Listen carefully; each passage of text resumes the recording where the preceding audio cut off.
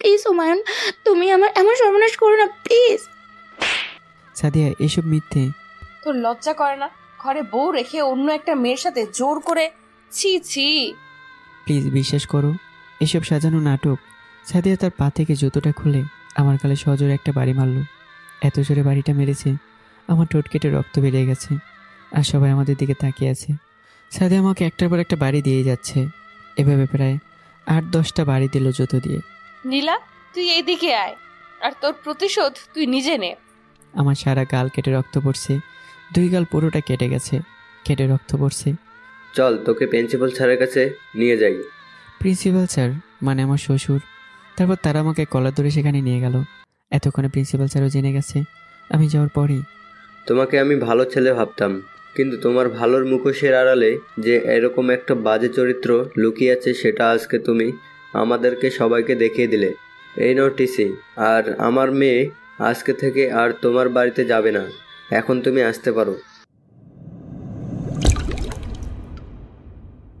কলেজের ক্যাম্পাসে বসে একটার পর একটা সিগারেট খেয়ে যাচ্ছি। না আছে আমার চুলের ঠিক, আর না আছে কাপড়ের ঠিক। দেখতে একদম খ্যাতমার্কা। সবসময় আমি আগোছালো হয়েই থাকি। এমন সময় পাশ দিয়ে একটা মেয়ে যাচ্ছিল, যতটুকু সম্ভব প্রিন্সিপালের মেয়ে হবে। মেয়েটা এসেই আমাকে একটা থাপ্পড় মারলো। এই ছোট লোকের বাচ্চা, তুই জানিস না ক্যাম্পাসে সিগারেট খাওয়া নিষেধ? তারপরে সিগারেট খাচ্ছিস কেন? আমি এক হাত দিয়ে গালে হাত দিয়ে আছি, আর অন্য হাত দিয়ে সিগারেট খাচ্ছি। আমি তো চুপ হয়ে সিগারেট খেয়ে যাচ্ছি। ওই খ্যাত গিয়েও ভূতের বাচ্চা, তোকে সিগারেট খেতে না করেছি না? তারপরও তুই খাচ্ছিস? চিনিস আমি কে? আমি এবারও চুপ। বুঝেছি, তোকে আরো একটা থাপ্পড় না দিলে তোর মুখ দিয়ে কথা বের হবে না। কথাটি বলেই মেয়েটি আমাকে কষে একটা থাপ্পড় মারলো। তারপর আমি একদম কোনো কথা ছাড়া চুপচাপ বসে আছি। তখন মেয়েটি আরও রেগে যায় আর আমাকে আবারও থাপ্পড় মারতে চায়। তখনই পিছন থেকে একটা মেয়ে ডাক দিল, এই সাদিয়া, কি করছিস? সাদিয়া থেমে গেল। মেয়েটি সাদিয়ার কাছে এসে বলল, আরে তুই এই ছেলেটাকে মারছিস কেন?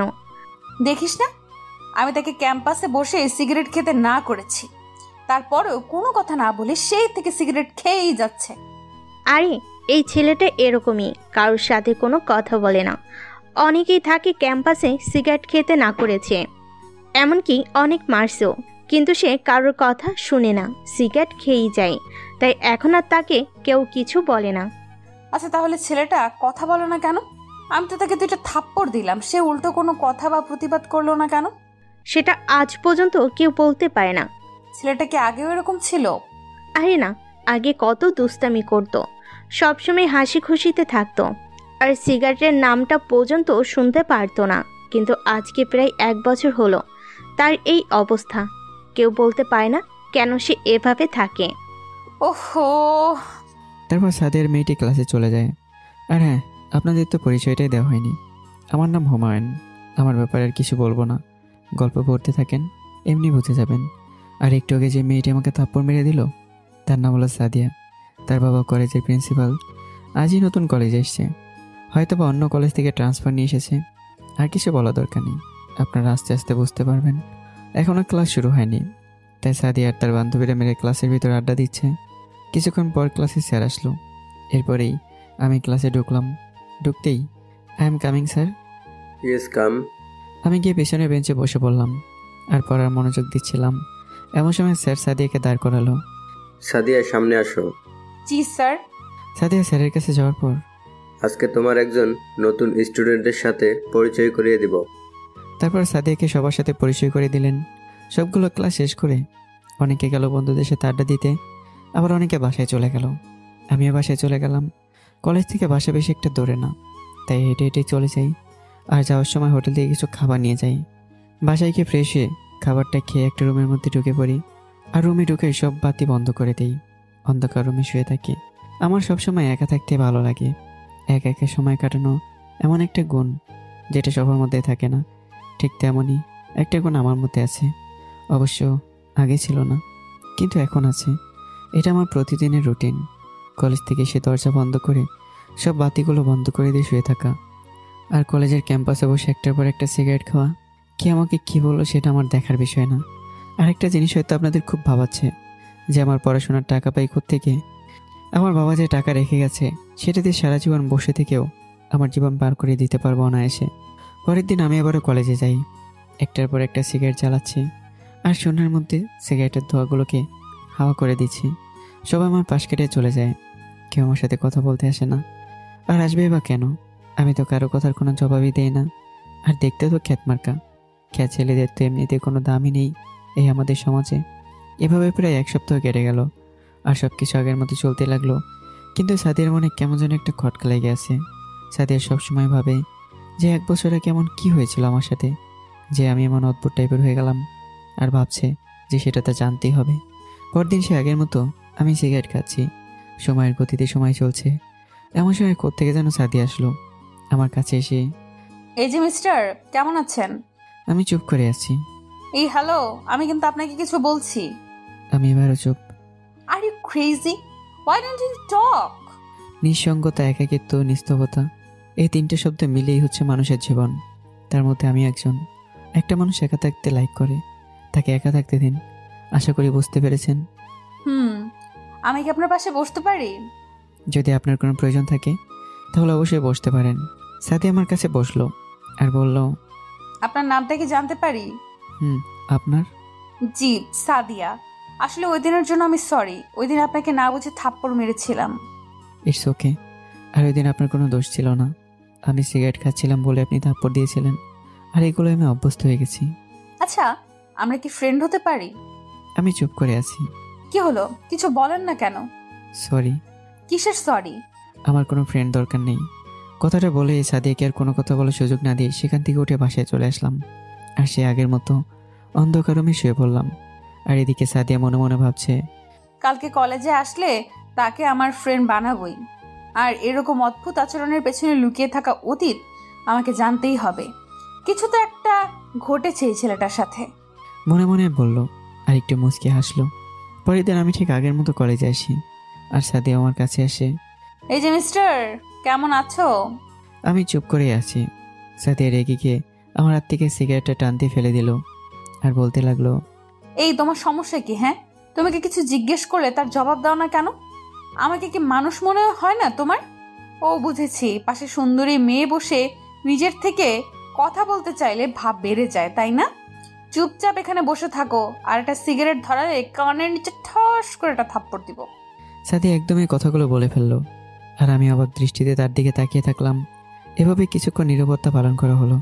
হঠাৎ সাদিয়া নীরবতা ভেঙে বলে উঠলো, এই চলো, আজকে এক জায়গায় ঘুরতে যাব। আমি কোনো কথা বললাম না। আর সাদিয়া আমার হাত ধরে টেনে নিয়ে যেতে লাগলো। একটা রিক্সা আসলো আর সেই রিক্সাতে আমরা দুজনে যাচ্ছি। দুজনের মধ্যে কোনো কথা নেই। কিছুক্ষণ পর আমরা রিক্সা থেকে নেমে ভাড়া দিয়ে হাঁটতে হাঁটতে একটা নদীর পাড়ে গেলাম। আর এদিকে আমি তো অবাকের পর অবাক হয়ে যাচ্ছি। এই মেয়েটা করছেটা কি? হাত ধরে এই নদীর পাড়ে নিয়ে আসলো কেন? তারপর সাদিয়া আমার হাতটা ধরে বসালো। কেমন লাগছে জায়গাটা? ভালো, বাট আপনি আমাকে এখানে নিয়ে আসলেন কেন? এমনি। কেন, খারাপ লাগছে নাকি? না, ভালো লাগছে। ভালো লাগার কারণ হচ্ছে জায়গাটা খুব নিস্তব্ধ ও নীরব হয়ে আছে। আর আপনারা হয়তো বা আগে থেকে জানেন আমি একাকিত্ব পছন্দ করি। আচ্ছা, তাহলে এখন থেকে আমরা ফ্রেন্ড। হাত বাড়িয়ে দিয়ে বলল, কিন্তু আমি চুপ হয়ে গেলাম। হ্যান্ডশিপ করলাম না। সাথে জোর করে আমার হাতটা টান দিয়ে হ্যান্ডশিপ করে নিল। এই ছেলে, তোমার ফ্রেন্ড হতে সমস্যা কি? হ্যাঁ, সরি, আমি আসলে মেয়েদের থেকে দূরে থাকতে চাই। কথাটা শুনে সাদিয়ার মনটা খারাপ হয়ে গেল আর ভাবছে কিছু তো একটা কারণ আছে, না হলে মেয়েদের থেকে দূরে থাকতে চাইবো কেন? আমি এত কিছু বুঝি না।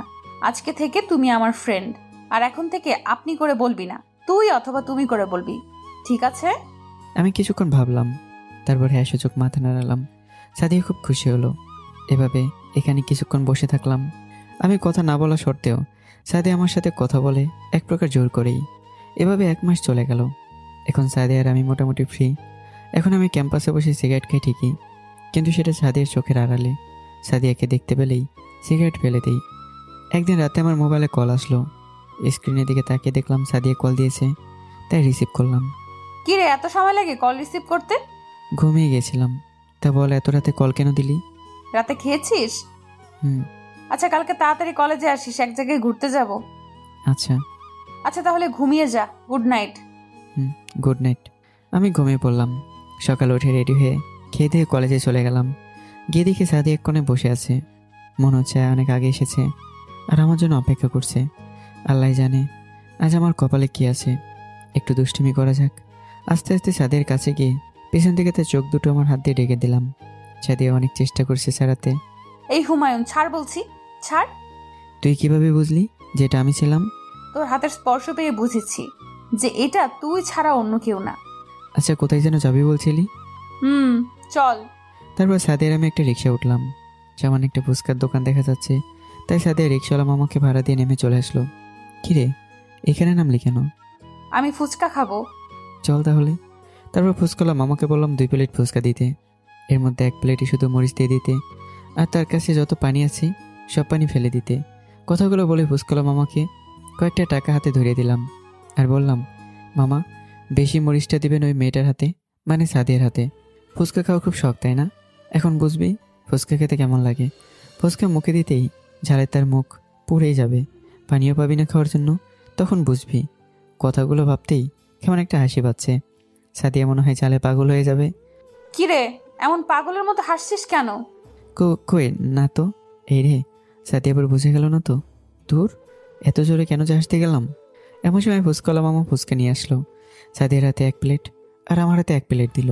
আমি তো অপেক্ষায় আছি সাদিয়া কখন খাওয়া শুরু করবে আর কখন সাদিয়া ড্যান্স থুক্কো দৌড়ানি শুরু হবে।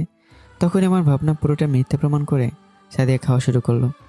কি, এটা কিভাবে পসিবল?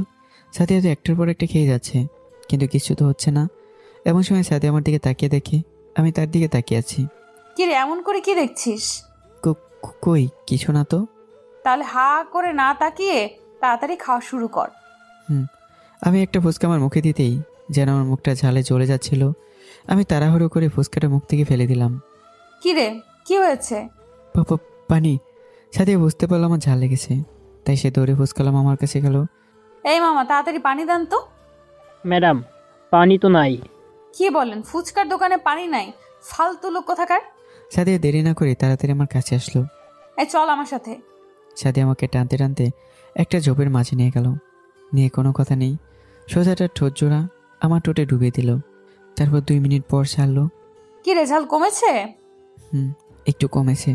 কথাটা বলার পর সাদিয়ার দুষ্টু ঠোঁট জোড়া আমার ঠোঁটে আবারও ডুবিয়ে দিল। আর ঠিক আগের মতোই আবারও কিস করছে।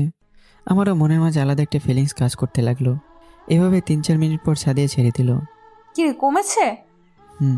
তো ঠোঁট যে মিষ্টি, তো ঠোঁটের কাছে ঝাল আসার কোনো চান্সই নেই। চাহ, ফাজিল।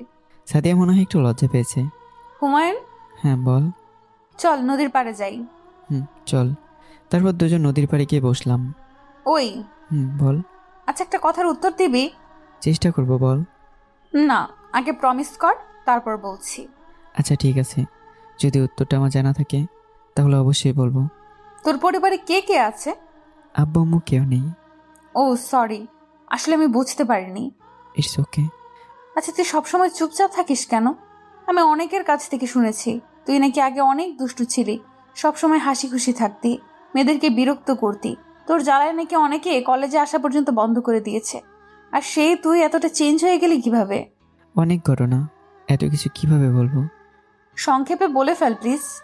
আচ্ছা শোন তাহলে। আজ থেকে 1 বছর আগে আমি ফেসবুকে টুকটাক লেখালেখি করতাম। তখন একটা মেয়ের সাথে আমার মেসেজে কথা হয়। মেয়েটার নাম ছিল নীলা। একদিন রাতে নীলা মেসেজ করলো। কি রে বাদর, কি করছিস? বাদরনির মেসেজে রিপ্লাই দিচ্ছি। বাদর নিয়ে আবার কি? আরে দোস্ত, আমি যদি বাদর হই তাহলে তুই বাদরনি, বুঝেছিস? তুই এত ফাজিল কেন রে? যার এত সুন্দর একটা বান্ধবী আছে সে তো একটু ফাজিল হবেই, না হলে তাকে পটাবে কি করে? কিন্তু আমি তো ফুটবো না। তোকে মাথার উপর তুলে একটা আচার দেব, তাহলে তুই এমনিতেই ঠাস করে পড়ে যাবি। আমাকে আচা দিতে চাইলে আমি তোর গলায় 2 হাত জড়িয়ে ধরবো, তখন তুই আমার সাথে মাটিতে পড়ে যাবি। তুই যদি নিজে নিজে পড়ে যাস তাহলে আর আচার দেব কেন? তুই যদি আমার গলায় জড়িয়ে ধরিস তাহলে তো তুই এমনি পড়ে গেছিস, না মানে তুই আমার প্রেমে পড়েই তো আমাকে জড়িয়ে ধরেছিস। আর না হলে কি আর আমাকে জড়িয়ে ধরতেই, তাই না? তাহলে একবার ভেবে দেখ তুই পটে গেছিস কিনা। দূর, তোর সাথে কথা বলাই আমার ভুল হয়েছে। তুই শুধু কথা পেঁচাস। তাহলে কথা বলিস কেন? থাকতে পারি না তাই। সাম টু ইউ। রাতে খেয়েছিস? না এখনো খাইনি, পরে খাবো। তুই? এভাবে আমরা কিছুক্ষণ কথা বলে ঘুমিয়ে পড়ি। আবার সকালে নীলার দেওয়া কলের শব্দে প্রতিদিন এভাবেই ঘুম ভাঙে। এভাবেই যাচ্ছিল আমাদের দিন। আমি তার প্রতি অনেকটা দুর্বল হয়ে পড়লাম, কারণ নীলা আমার এত কেয়ার করতো যা বলে প্রকাশ করার মতো না। আর আপনারা হয়তো জানেন যে একটা মানুষকে বেশি করে কেয়ার করলে, সবসময় তার খোঁজখবর রাখলে, সে মানুষটা এমনিতে আপনার উপর দুর্বল হয়ে পড়বে। ঠিক তেমনটা আমার সাথে ঘটেছে। এখন আমি নীলার সাথে কথা না বলে থাকতে পারি না, নীলা আমার সাথে কথা না বলে থাকতে পারে না। আমার সবসময় মনে হতো যে আমি এখন নীলাকে প্রপোজ করে দিই, কিন্তু পরে কিছু একটা ভেবে প্রপোজ করা হয় না। সেটা হলো, সে যদি আমায় ফিরিয়ে দেয় আর আমাদের বন্ধুত্বটা নষ্ট হয়ে যায়, সেই ভাইয়ের মনের মধ্যে জমে থাকা ভালোবাসার কথাটা আর প্রকাশ করা হয় না। একদিন সুযোগ বুঝে তাকে প্রপোজ করিয়ে ফেললাম, আর সে আমাকে সাড়া দিয়ে প্রপোজ অ্যাকসেপ্ট করে নিল। সেদিন সারা রাত তার সাথে কথা বলেছিলাম, আর অনেক ভালো লাগছিল আমার, কারণ যাকে ভালোবাসি সে আমাকে ভালোবাসে। এভাবে চলতে লাগলো আমাদের রিলেশন। প্রায় 1 বছর শেষ হয়ে গেল আমাদের রিলেশনের। কীভাবে যে জীবন থেকে 1টা বছর পার হয়ে গেছে কিছুতেই বুঝতে পারিনি। এখন তো 24 ঘন্টার ভিতর 12 ঘন্টায় নীলার সাথে কথা হয়। নীলার সাথে কথা না বলে আমি থাকতেই পারতাম না। একদিন রাতে নীলা কল দিল। নীলা কান্না করতে লাগলো। কি হয়েছে আমার কলিজাটার? তুমি কাঁদছো কেন জান? নীলা আরও জোরে কান্না করতে লাগলো। নীলার কান্না আমার একদম সহ্য হচ্ছিল না, কারণ নীলা কান্না করলে আমি নিজেকে ঠিক রাখতে পারতাম না। কি হয়েছে তোমার কলিজা? প্লিজ তুমি কান্না করো না, তাহলে যে আমিও কান্না করে দেব। দুপুর থেকে তোমাকে কতবার কল দিয়েছে, তুমি কল রিসিভ করো না কেন? আবার এখন বলছি কি হয়েছে? তাহলে এই ব্যাপার। আসলে ঘুমিয়ে গেছিলাম, রাতে ঘুমাতে পারিনি তো তাই। আচ্ছা হুমায়ুন, একটা কথা বলি। একটা কেন, 1000টা বলো। আমি যদি মরে যাই তাহলে কি তুমি আমার জন্য কান্না করবা? নীলার কথা শুনে আমার চোখে পানি চলে আসলো। নিজেকে আর আটকে রাখতে পারলাম না, কান্না করেই দিলাম। আর সাথে সাথে কলটা কেটে দিলাম। মোবাইলটা বন্ধ করে বাল্বগুলো বন্ধ করে দিয়ে অন্ধকার রুমে শুয়ে শুয়ে ভাবছি, নীলা তুমি হঠাৎ করে এগুলো বললে কেন? হ্যাঁ, তুমি কি মনে করো তুমি মারা গেলে আমি বেঁচে থাকবো? আরে পাগলি, তুমি যদি মারা যাও তাহলে আমি কার জন্য বেঁচে থাকবো? হ্যাঁ, কে আমাকে সকালে জান কলিজা বাবু বলে আমার ঘুম ভাঙাবে? তুমি যেদিন মারা যাবে সেদিন আমি পৃথিবী মায়া ত্যাগ করে তোমার কাছে চলে আসবো। কথাগুলো ভাবছি আর একটু পরে ঘুমিয়ে গেলাম। সকালে উঠে থেকে 10টা বেজে গেছে। ব্যাপার কি, নীলা আজকে কল দিল না কেন? প্রতিদিন তো সকাল 7টার সময় কল করে কান ঝালাফালা করে দেয়, তাহলে আজকে কল দিল না কেন? মোবাইলটা হাতে নিয়ে দেখি সুইচ অফ করা। ও হ্যাঁ, রাতে তো মোবাইল বন্ধ করেছিলাম। তাড়াতাড়ি মোবাইল অন করলাম, দেখি নীলা অনেকগুলো কল দিয়েছে। স্ক্রিনের দিকে তাকিয়ে দেখি নীলার নাম্বারটা বেশি উঠছে। কলটা রিসিভ করতেই নীলা ছোট বাচ্চাদের মতো করে কান্না করছে। কি ব্যাপার, কি হয়েছে? তুমি কান্না করছো কেন? তুমি জানো না কি হয়েছে? আরে বাবা, তুমি না বলে আমি জানবো কিভাবে? কাল তুমি কল কেটে দিলে কেন আর মোবাইল বন্ধ করে দিলে কেন? জানো আমি কতটা টেনশনে ছিলাম? তাহলে তুমি কালকে এরকম কথা বলছিলে কেন? তুমি জানো না তোমাকে ছাড়া আমি বাঁচবো না, তারপরেও কেন বললা? সরি বাবু। খেয়েছো? না, মাত্রই ঘুম থেকে উঠেছি। ও। এভাবে কিছুক্ষণ কথা বললাম, পরে কলটা কেটে দিলাম। আজকে আর কলেজে যাওয়া হলো না, তাই সারাদিন নীলার সাথে কথা বললাম। এভাবে আরও 1 মাসের মতো চলে গেল। 1 মাসে নীলা আগের থেকে অনেকটা চেঞ্জ হয়ে গেছে। আমার সাথে আগের মতো হেসে হেসে কথা বলে না, নিজের থেকে কল দেয় না। আবার আমি কল দিলে মাঝে মধ্যে ওয়েটিং, মাঝে মধ্যে ঢুকলেও কল রিসিভ করে না।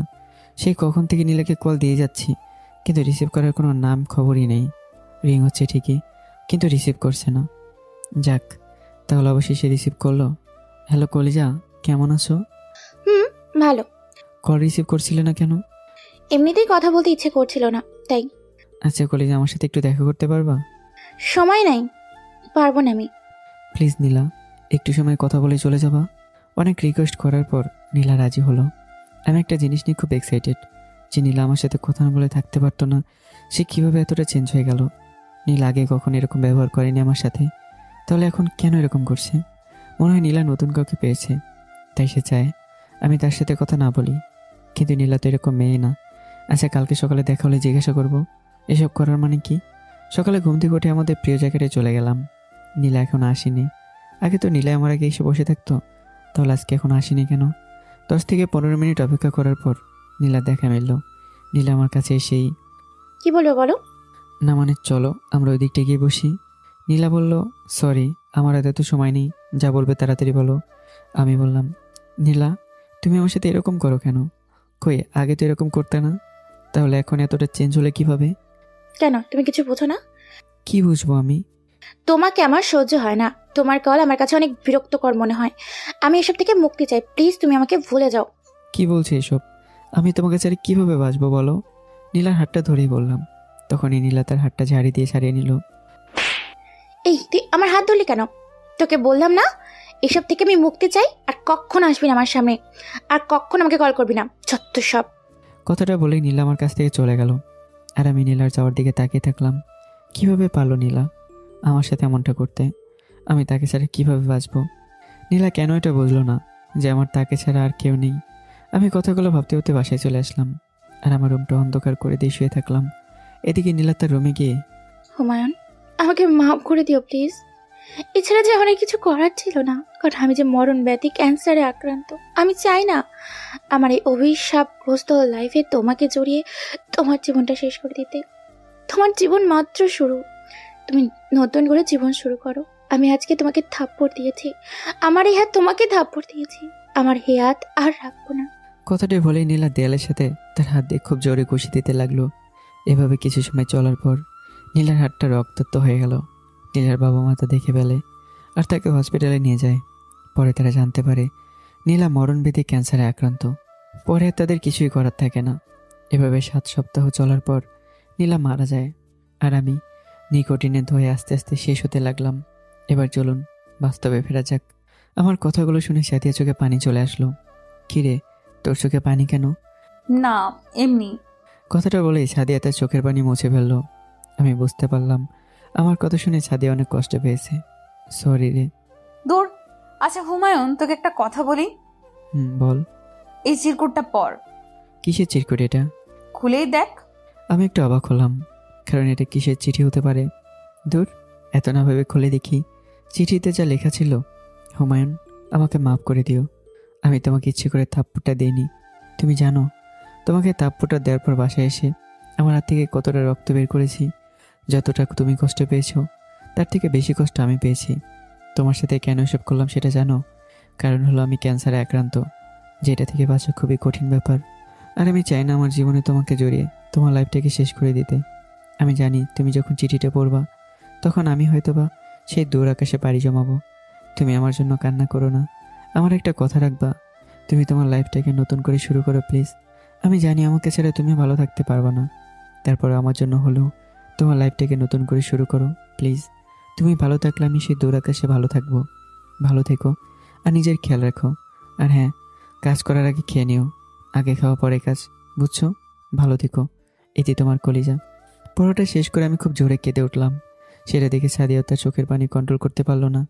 তার চোখ দিয়ে অযোধ্যায় পানি পড়ছে। তারপর সে বলল, দেখ হুমায়ুন, পৃথিবীতে অনেক মানুষ আছে তাদের ভালোবাসা পূর্ণতা পায় না। ঠিক তেমনি তোর ভালোবাসাটাও না হয় অপূর্ণই রয়ে গেল। আর আমি নীলার মামাতো বোন। নীলার মারা যাওয়ার কিছুক্ষণ আগেই চিঠিটা আমার কাছে দিয়েছে এবং বলেছে তোকে দিতে, কিন্তু তোর ছবিটা আর তার কাছ থেকে নিতে পারলাম না। অনেকদিন যাবত তোকে খুঁজেছি কিন্তু কোথাও পাইনি। এতদিন তোর সাথে আমার বন্ধুত্ব কিছুই বুঝতেই পারিনি। আমি যাকে খুঁজছি তুই সেই লোক। এখন তুই যদি নীলার ভালোবাসা চাস তো এইসব ছাইপাশ খাওয়া ছেড়ে নতুন করে জীবন শুরু কর। হ্যাঁ, আমি সবসময় নীলার ভালো চাই। এখন থেকে আমি আর কখনো এগুলো খাবো না, সবসময় হাসি খুশি থাকবো। তারপর দুজনে বাসায় চলে আসলাম। আমার অনেক কষ্ট হচ্ছে, কারণ আমার জীবন নষ্ট হবে বলে নীলা আমার সাথে এসব অভিনয় করেছিল। আরে পাগলি, তুই যদি আমাকে আগে বলতি তাহলে আমি তোর সাথে চলে যেতাম। কেন তুই আমাকে বললি না যে তোর ক্যান্সার হয়েছে? রাতে সাথে গেলাম তারার সাথে কথা বলতে। আমার যখন মন খারাপ থাকে তখন আমি তারাদের সাথে কথা বলি। আমার আব্বা আম্মু গাড়ি অ্যাক্সিডেন্টে মারা গেছে, তখন থেকে আমি একদম একা। কিছুক্ষণ ছাদে থেকে চলে আসলাম। আমার রুমে এসে আমি বড়সড় একটা শখ খেলাম। এটা কিভাবে পসিবল?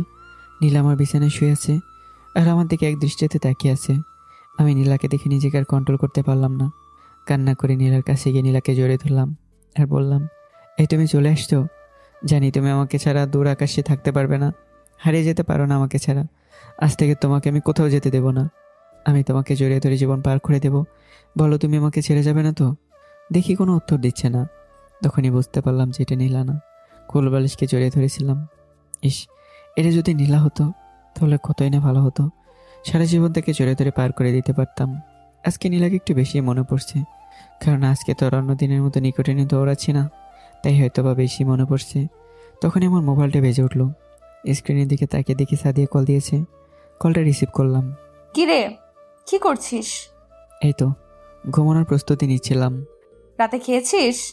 হ্যাঁ, খেয়েছি। তুই? আমিও খেয়েছি। এভাবে কিছুদিন চলে গেল। সাদিয়া সবসময় আমার কেয়ার করে। আমি আস্তে আস্তে নীলার কথা ভুলে যেতে লাগলাম।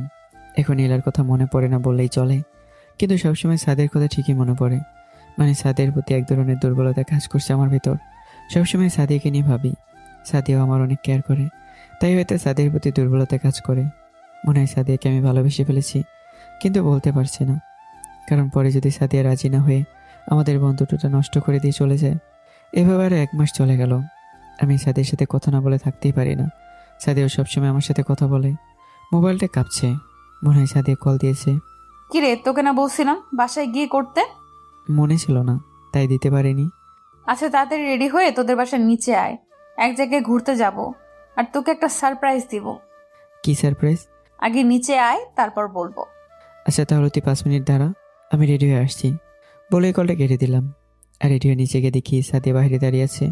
কিরে, মুখটা মান পেঁচার মতো করে আছিস কেন? আমি পেঁচা না। না তুই পেঁচা না, তুই হচ্ছিস পেতনি। সাদিয়া রেগে গিয়ে তার গাল দুটো টমেটোর মতো লাল, কালো, হলুদ, সবুজ সব ধরনের রং করে ফেলেছে। আর বেশিক্ষণ মনে হয় এখানে থাকা উচিত হবে না। আমি প্রত্নী না, দাঁড়া, আজকে তোকে কাঁচা চিবিয়ে খেয়ে ফেলবো। পেতনি, আগে তো আমাকে ধরে দেখা। বলি দিলাম এক ধর, না হলে আজকে আমার উপর দিয়ে মেঘ, তুফান, বৃষ্টি সব বয়ে যেত। এই বাদুর ছেলে, দাঁড়া বলছি। আমার তো পাগলা কুত্তায় কামড়াইছে, এখন আমি দাঁড়াই আর তুই আমাকে মারতে শুরু কর। মারবো না, দাঁড়া বলছি। সত্যি বলছিস তো? হ্যাঁ, সত্যিই বলছি, এখন তো দাঁড়া। তারপর আমি দাঁড়িয়ে গেলাম। চল, আজকে ঘুরতে যাব। চল। আর আমার সারপ্রাইজটা কোথায়? হ্যাঁ, পরে দিব, আগে চল। তারপর সাদিয়ার আমি নদীর পাড়ে চলে আসলাম। দুজনে বসে আছি। আচ্ছা হুমায়ুন, তোর কেমন মেয়ে পছন্দ? হঠাৎ সাদিয়ার মুখ থেকে এমন কথা শুনে চমকে উঠলাম। তোর মতো মেয়ে আমার পছন্দ, যে সবসময় আমার কেয়ার করবে, কোনো ভুল করলে সেটা শুধরে দেবে। তোর মতো সবসময় ঝগড়া করবে, আবার রাগ করলে মুচকে এসে সব রাগ ভাঙিয়ে দেবে। খেতে না চাইলে তার হাত দিয়ে আমাকে খাইয়ে দেবে, ইত্যাদি। একটা গুড নিউজ আছে। কি? সামনে শুক্রবার আমার বিয়ে। সাদিয়ার মুখ থেকে এটা শুনে আমি 10 সেকেন্ডের জন্য মনে হয় আটকে গিয়েছিলাম। বুকের বাবাসটা চিনচিন করে উঠলো, মনে হচ্ছে কেউ কোড়াল দিয়ে কলিজাটা ছিঁড়ে ফেলছে। কিরে, তুই খুশি হোস নাই? আরে কি বলিস, আমি খুশি হব না তো কে খুশি হবে? কার সাথে আমার বিয়ে হচ্ছে সেটা শুনবি না? বল। তার নাম সাগর, আমরা 2 বছর ধরে রিলেশন করি। আর কালকে সাগরের বাসা থেকে তার আব্বু আম্মু আমাদের বাসায় এসে আব্বুর সাথে কথা বলে বিয়ের ডেট ফাইনাল করে গেছে। তার মানে সাদিয়া 2 বছর আগে থেকে রিলেশন করতো, আর আমি কিছুই জানতাম না। তাহলে সাদিয়া আমাকে এত কেয়ার করতো কেন? এমন সময় একটা ছেলে আসলো মোটর সাইকেল নিয়ে, দেখতে পুরো হিরো টাইপের। ছেলেটি মোটর সাইকেল থেকে নেমে, হ্যালো মাই ডিয়ার জান, কেমন আছো? আরে আমার কলিজাটা এসে পড়েছে নাকি? হুমায়ুন, ওর নাম সাগর, যার কথা তোকে একটু আগে বলেছি। আর সাগর, ও হলো হুমায়ুন। হ্যালো, আমি সাগর। হুমায়ুন। এভাবে কিছুক্ষণ কথা বলার পর, বেবি, আমার খুব পানির পিপাসা লাগছে। হুমায়ুন, এক দোকান থেকে 1 লিটার পানি নিয়ে আয় তো। আচ্ছা। সাদিয়া যেভাবে আমাকে বলল, মনে হয় আমাকে কাজ করার জন্য এখানে এনেছে। আমি দোকানে গিয়ে 1 লিটার পানির বোতল নিয়ে আসলাম। প্রায় 10 মিনিটের মতো লেগে গেল। কিরে, এত সময় লাগে? আমি কোনো কথা বললাম না। তারপর আমি এক পাশে বসে আছি, আর তারা দুজন কথা বলছে। আমি যে তাদের পাশে বসে আছি, তাদের মনে হয় মনেই নেই। সাদিয়া, শোন না। হ্যাঁ বল। আমি যাই, কালকে কথা হবে, বাই। আচ্ছা যা। তারপর আমি বাসায় চলে আসলাম। আমার কপালটাই খারাপ।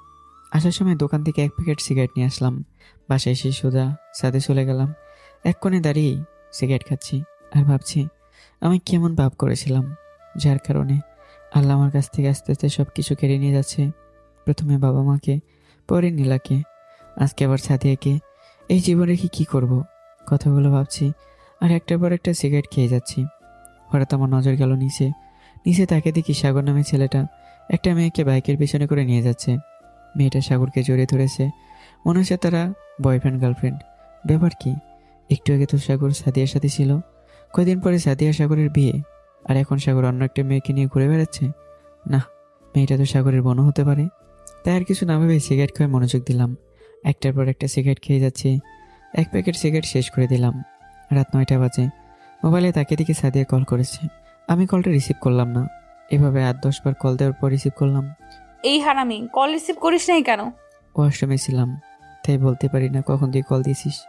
আচ্ছা শোন, তোকে যেটার জন্য কল দিয়েছি। হ্যাঁ বল, শুনছি।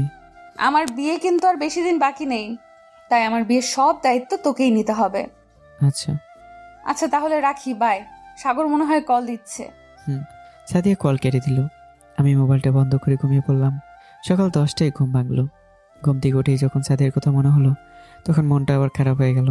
আপনি যখনই সকালে ঘুম থেকে ওঠার পর মনে হবে আর কয়েকটা দিন পর আপনার প্রিয় মানুষটা অন্য কারো হতে চলেছে, তাহলে আপনার কীরকম লাগবে? আমারও ঠিক সেই রকম লাগলো।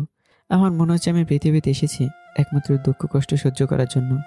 আমি এটা ভেবে পাই না আমাকে কেন তো কষ্ট পেতে হবে। আমাকেও আব্বা আম্মুর সাথে নিয়ে যেত, তাহলে তো আর আমাকে তো কষ্ট পেতে হতো না। কলেজে না গিয়ে আবারও সিগারেটের ধোয়া শূন্যে ভাসাতে শুরু করলাম। এভাবে 4 দিন পার হয়ে গেল। আমি কলেজে যাই না, মোবাইল অফ করে রেখে দিয়েছি। আজকে কলেজে যাচ্ছি ঠিক আগের মতো, প্যান্টের পকেটে 1 প্যাকেট সিগারেট আর অগোছলো হয়ে কলেজের ক্যাম্পাসে বসে সিগারেট খাচ্ছি, ঠিক আগে যেমনটা করতাম। কিছুক্ষণ পর কোত্থেকে যেন সাদিয়া এসে আমার সামনে হাজির। আমি যেটা দেখেও না দেখার ভান করে সিগারেট খেয়ে যাচ্ছি। এই কুত্তা হারামি বিলাই বাদর ফাজিল, তোর মোবাইল সুইচ অফ কেন? আজকে 4 দিন তুই কলেজে আসিস নেই আর সিগারেট খাচ্ছিস কেন? দেখ সাদিয়া, মানুষ মানুষের সাথে বেমানি করতে পারে, মানুষ মানুষকে ছেড়ে যেতে পারে। মানুষ স্বার্থ ছাড়া কিছু করে না, আর স্বার্থ শেষ হলে সে ছেড়ে চলে যাবে। কিন্তু এই যে সিগারেটটা দেখছিস না, এটা হলো নিঃস্বার্থ। এটা কোনো স্বার্থ ছাড়াই মানুষকে ভালোবাসে। তুই যত এটাকে দূরে ঠেলে দিবি, দেখবি এটা তোকে ততই আঁকড়ে ধরবে। মানুষের কষ্টের সময় কাউকে পাশে না পেলেও এই সিগারেটটাকে ঠিকই পাওয়া যায়। সাধারণ একটা সিগারেট একটা মানুষের সব কষ্টকে ভুলে দেওয়ার জন্য যথেষ্ট। হুমায়ুন, আমি বুঝতে পারছি নীলার কথা তোর খুব মনে পড়ছে, তাই না? একটা মানুষ পৃথিবীতে সব সময় থাকে না, একদিন না একদিন তাকে মরতেই হবে। সেটা আজ না হয় কাল। আর নীলা তো বলছে যে তুই তোর লাইফটাকে নতুন করে সাজাতে। তাহলে কেন আবার এগুলো করছিস? নিজেকে কষ্ট দিয়ে কি সুখ পাস? আজকের পর থেকে যেন আর এইগুলো খেতে না দেখি। কথাটা বলে আমার হাত থেকে সিগারেটটা মাটিতে ফেলে দিল। চল ক্লাসে। সবগুলো ক্লাস করে বের হলাম। সাথে আর আমি ক্যান্টিনে গিয়ে বসলাম। হুমায়ুন, কালকের পরের দিন আমার বিয়ে, মানে কালকে আমার গায়ে হলুদ, মনে আছে তো? হ্যাঁ। তাহলে এখন তুই আমাদের বাসায় যাবি। এখন পারবো না, কালকে সকালে যাব। আচ্ছা তাহলে কালকে সকালে চলে আসিস। এভাবে কিছুক্ষণ কথা বলার পর চলে গেলাম বাসায়। পরদিন সকালে ঘুম থেকে উঠে দেখি সাদিয়া কল করেছে। হ্যাঁ বল। তাড়াতাড়ি চলে আয়। আসছি। কলটা কেটে দিয়ে ফ্রেশ হয়ে সাদিয়ার বাসায় চলে গেলাম। তাদের বাসায় আমি আরও আগে অনেকবার গিয়েছি, যার কারণে সাদিয়ার আব্বু মানে আঙ্কেলকে আমি চিনি। আমি গিয়ে দেখি বাসাটা অনেক সুন্দর করে সাজানো হয়েছে। সারা বাড়িতে মানুষের ভিড় লেগে গেছে। এর মধ্যে আরে হুমায়ুন যে, কখন আসছো বাবা? এই তো আঙ্কেল, এক্ষুনি আসলাম। আচ্ছা তুমি একটু আমার রুমে আসো। কথাটা বলে চলে গেল। আঙ্কেল হচ্ছে সাদিয়ার আব্বু, আমাদের কলেজের প্রিন্সিপাল। উনি বলেছে ওনাকে যেন আঙ্কেল রাখি। অবশ্য কলেজে স্যার ডাকি আর বাসায় আঙ্কেল রাখি। আঙ্কেল আসবো? হ্যাঁ আসো। ডেকেছিলেন কেন? দেখো, আমার মেয়ে তোমার ফ্রেন্ড, তাই আমি চাচ্ছি আজকে থেকে শুরু করে বিয়ের সব দায়িত্ব তুমি পালন করো। জি অবশ্যই। বিয়েতে যাতে কোনো রকম কোনো ঝামেলা না হয় সেদিকে খেয়াল রাখো। তারপর আমি চলে আসলাম। সাদিয়ার রুমে গিয়ে দেখি সাদিয়া কলে কথা বলছে হেসে হেসে, মনে হচ্ছে সাগরের সাথে। আমাকে দেখে কলটা কেটে দিল। কিরে, কখন আসলি? এই তো একটু আগেই। এভাবে অনেক কথা বললাম। তারপর ঘর সাজানো আরও অনেক কিছু কাজে লেগে গেলাম। কাজ করাচ্ছি লোক দিয়ে, আমি শুধু দেখিয়ে দিচ্ছি। খুব কষ্ট হচ্ছে, কারণ সাদিয়া কালকে অন্য কারো হয়ে যাবে। সাদিয়াকে পেয়ে নীলাকে ভুলে গিয়েছিলাম, কিন্তু এখন সাদিয়া আমাকে ছেড়ে চলে যাচ্ছে। সাদিয়ার সাথে তো আমি অনেক দিন যাবত আছি। কই, আগে তো বুঝতে পারিনি যে সাদিয়ার বয়ফ্রেন্ড আছে। হয়তোবা সাদিয়া আমাকে জানানোর প্রয়োজন মনে করেনি, তাই আমাকে জানায়নি। প্রিয় মানুষটা হাসি খুশি থাকলে আমিও খুশি। আমার ভালোবাসাটা না হয় একতরফা ভালোবাসা হয়ে থাকবে। এভাবেই সাদিয়া হলুদ সন্ধ্যা পার হয়ে গেল। আজকে সাদিয়ার বিয়ে। আমি সাদিয়ার এক কোণে দাঁড়িয়ে আছি। মনের মধ্যে এক অজানা ভয় কাজ করছে। আজকের পর থেকে মনে হয় সাদিয়ার সাথে আর কোনো কথা হবে না, কারণ একজন ছেলে কখনো চাইবে না যে তার বউ অন্য কোনো ছেলের সাথে কথা বলুক। তাই হয়তো বা সাদিয়ার সাথে আর কোনো কথা হবে না। দুপুর ঘুরিয়ে এলো, কিন্তু বরযাত্রী আসার কোনো নামগন্ধই নেই। তাই আমি আঙ্কেলের রুমে গেলাম। গিয়ে দেখি আঙ্কেল একটু চিন্তিত। আঙ্কেল, আপনি কি কোনো বিষয় নিয়ে চিন্তিত? আমি রুমে ঢুকতেই উনি রুমের দরজাটা লাগিয়ে দিল। বাবা, তুমি আমার একটা কথা রাখবে? আর আঙ্কেল কি করছেন? আপনি তো আমার বাবার মতো, তো বলেন কি কথা? মানে বাবা, তোমাকে কিভাবে যে বলি, তুমি সাদিয়াকে বিয়ে করে দাও। আঙ্কেলের কথা শুনে আমি যেন আকাশ থেকে পড়লাম। আমি আঙ্কেলের কথা বিশ্বাসই করতে পারছি না। কি বলছেন? এটা কিভাবে সম্ভব? বরযাত্রী এখনো আসলো না কেন? বরের গাড়ি অ্যাক্সিডেন্ট করে সাগর হাসপাতালে মারা গিয়েছে। এখন বাড়ি ভর্তি মানুষ, বিয়েটা না হলে আমার মান সম্মান নিয়ে টানাটানি শুরু হয়ে যাবে। প্লিজ বাবা, তুমি না করো না, তুমি তো আমার ছেলের মতোই। আঙ্কেল, আপনি কি করছেন? আপনি আমার বাবার বয়সী, আপনার কথা কি ফেলতে পারি? আঙ্কেল কি কথাটাই শোনাইলো মাইরি। আমার তো মনের ভেতর লাড্ডু ফুটছে। কিন্তু পরে সাদিয়া যদি আমাকে মেনে না নেয়? না, মেনে নেবে, কারণ সাদিয়াও হয়তো আমাকে ভালোবাসে। ঘড়ির দিকে তাকিয়ে দেখি রাত 11:45 বাজে। মানে সাদিয়াকে বিয়ে করে আমার বাসায় নিয়ে এসেছি। আমার তো কোনো বন্ধুও নেই, তাই কেউ আর জোর করে বাসর ঘরে ঢুকাই দেবে না, তাই নিজে নিজেই ঢুকতে হবে। যাক, অবশেষে সাদিয়াকে আমি নিজের করে পেলাম। আল্লাহর কাছে হাজারো শুকরিয়া। বাসর ঘরে যাই, মনে হয় আমার কলেজের টুকরো বোটা বসে আমার জন্য অপেক্ষা করছে। আজকে আমি অনেক অনেক খুশি। কথাটা বলতে বলতেই রুমে চলে আসলাম। রুমের সামনে রুমে ঢুকে দরজাটা আটকে দিলাম। তাকে দেখি সাদিয়া শুয়ে আছে, মনে হয় ঘুম পেয়েছে তাই ঘুমিয়ে পড়েছে। দাঁড়াও, তোমাকে ঘুম পাড়াচ্ছি। আমি আস্তে আস্তে বিছানায় গেলাম। সাদিয়া অন্য পাশে মুখ করে শুয়ে আছে, তাই আমার হাতটা দিয়ে সাদিয়ার নাকটা টিপে ধরলাম। এবার বুঝো কেমন লাগে? সাথে সাথে সাদিয়া লাফ দিয়ে উঠে গেল। এই, তুই আমার শরীরে টাচ করার সাহস কোথায় পেলি? আমাকে একটা থাপ্পড় মারলো। বুঝলাম না কিছু, বোকা ছেলের মতো দাঁড়িয়ে থাকলাম। মনে হয় সাদিয়া আমাকে চিনতে পারেনি, তাই থাপ্পড় মেরেছে। সাদিয়া, আমি হুমায়ুন, আর তুমি এখন থেকে আমার বউ। তাহলে তোমার শরীরে টাচ করবো না তো কার শরীরে টাচ করবো? হ্যাঁ, কে তোর বউ? আমি? আমার সাগরকে মেরে তুই আমাকে বিয়ে করেছিস। আমি আগে থেকে জানতাম যে তুই আমাকে পছন্দ করিস, আর এই জন্য তুই আমার সাগরকে মেরে দিলি। আজকে তুই কান খুলে শুনে রাখ, আমার কাছ থেকে তুই কোনোদিন বউয়ের অধিকার পাবি না। আর তুই যদি কোনো দিন আমার উপর স্বামীর অধিকার দেখাতে আসিস, তাহলে মেরে তক্তা বানিয়ে দেব। কথাগুলো যেন আমার মাথার উপর দিয়ে চলে গেল। আমি সাগরকে মেরেছি মানে কি? দেখো, সাগরকে আমি মারিনি। সাগর অ্যাক্সিডেন্টে মারা গেছে, আর তোমাকে আমি পছন্দ করতাম। আমাকে পছন্দ করতে বলেই তো তুই আমার সাগরকে মেরে দিয়েছিস অ্যাক্সিডেন্টের। দেখো সাদিয়া, তুমি ভুল বুঝছো।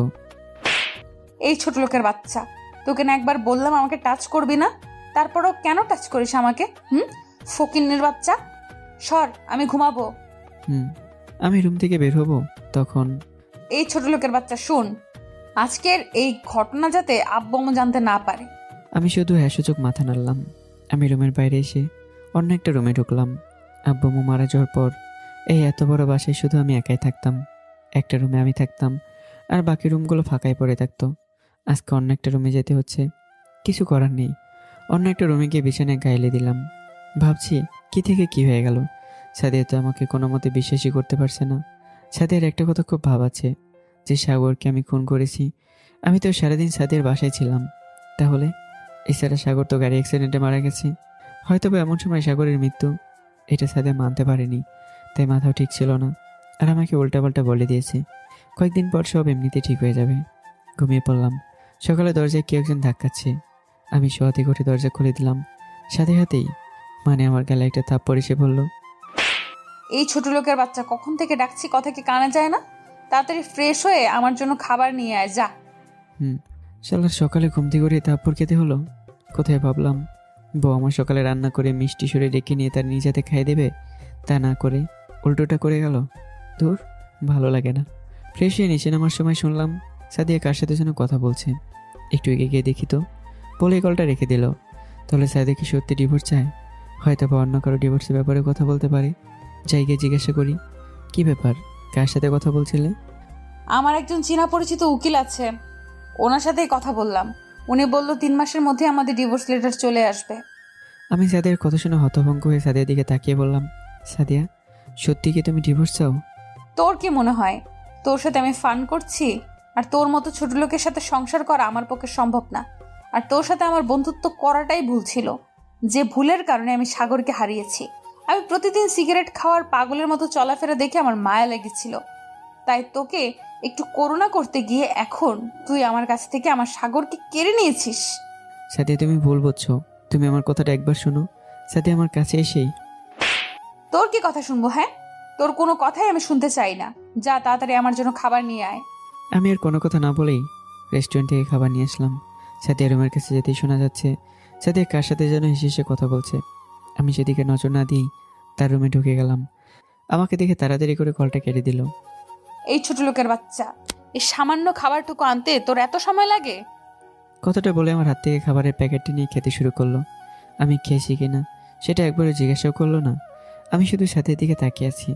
সাদিয়া খেয়ে যে খাবারটুকু ছিল সেটা নিয়ে ডাস্টবিনে ফেলে দিল।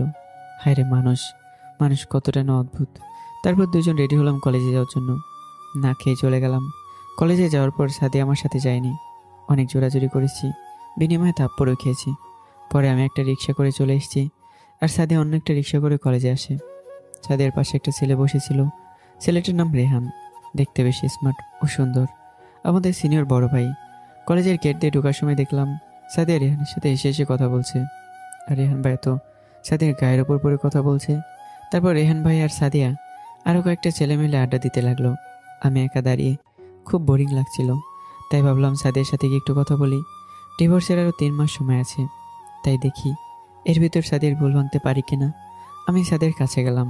সাদিয়া, চলো না ফুচকা খেয়ে আসি।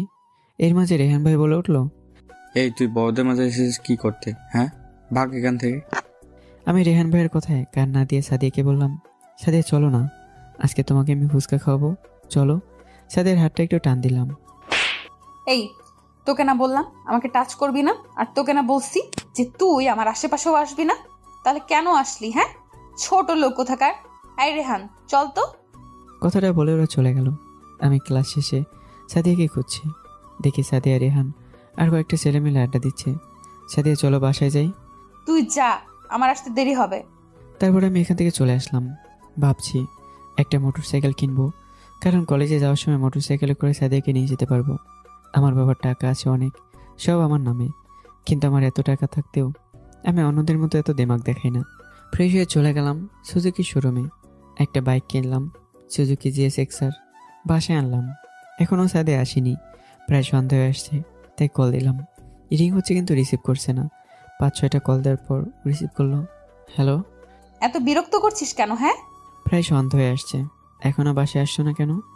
সেটার জবাব তোকে দিব কেন? না মানে আমি ভাবছিলাম কোনো বিপদ হলো কি না, তাই কল দিলাম। আমাকে নিয়ে তোর ভাবতে হবে না। কথাটা বলেই কলটা কেটে দিল। সন্ধ্যার পর সাদিয়া বাসায় ফিরলো, আর গজগজ করতে করতে তার রুমে চলে গেল।